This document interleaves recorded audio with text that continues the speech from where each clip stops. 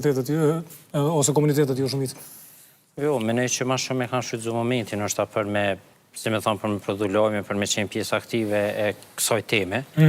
Përndryshe me ndonë dy rrafshe, bjen kuptimin juridik, Kosova është shumë e volumi juridikisht përsa e përket gjitha komuniteteve. Pra, kushtetutën, ligjin kundër diskriminimit, kodin penal, i cili përcakton qartë veprat penale dhe përcakton qartë formën dhe mënyrën e mbrojtjes së çdo qytetari dhe shtetasit të Republikës Kosovës. Por në aspektin juridik, edhe në hyrjet e misionit, kemi një mburgjeshmëri shumë të mirë juridike dhe besoj që kjo është pjesë e forcës tonë për me ngrit nivelin tonë të mendimit, vetdijes, edhe politike, edhe juridike, edhe intelektuale, në pajtim me këto akte juridike të cilat i kemi fuqi dhe këto akte juridike sigurojnë mekanizma mbrojtës për çdo kënd. Unë besoj që edhe në kuptimin vleror, na nuk kemi, siç është një kështu në kuptimin tipik të racizmit, përmend edhe në kuptimin e definimit, edhe definicionit, racizmi nuk kupton kur është një besimi ose qëndrimi që raca jote,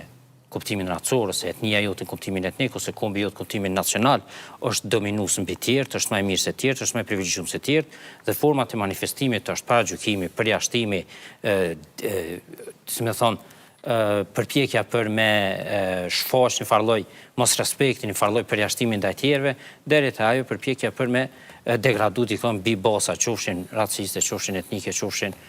kombëtare. Prandaj besoj që në këtë kuptim, besoj që edhe aspekti juridik, por edhe si aspekti vleror i jonë, në kuptimin e trashëgimisë tonë vlerore, nuk jep shenja që na kemi të bëjnë ose jemi popull racist. Mujna me thonë që kemi paragjykime, ose që paragjykojmë, që më thonë që është një farloj elementi një prej formave të shpërfaqjes para racizmit ose një formë e shpërfaqjes së racizmit, se nëse ndeshje me ordre nica me lumë Prishtinë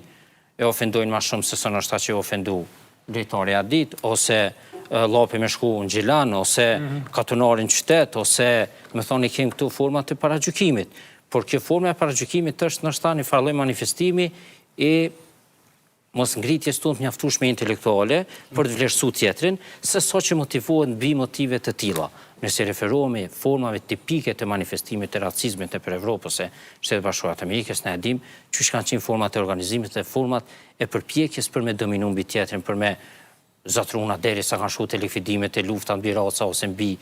etnit ose mbi kombes, deri te segregacioni. A jemi shoqëni veç e mbyllur edhe nuk po përdorin ai term tjetër, apo jo ndo incidentet vogla që shpërfaqen do të loshe pak më të mëdha mrena? Realisht jemi shoqëri kogja paragjykuese, pak raciste, po edhe kogja dhe servile nganjëherë. Për shkak se çështja ka të bëjë kur jemi pak racist dhe paragjykues, normalisht që jemi ndaj grupeve të marginalizuara, të cilat i kemi në shoqërinë tonë, mirë po kur kemi punë me perëndimor që janë jashtëzakonisht fort, atëherë ato vije paksa në shprehja i serviliteti paksa më i madh. Pra ne duhet të punojmë shumë secili me vetveten në mënyrë që të krijojmë një identitet tonit, mos të jemi etnocentrik, edhe pse mirë është me qenë etnocentrik, sadopak për shkak se tregon dashuri ndaj kombit tonë,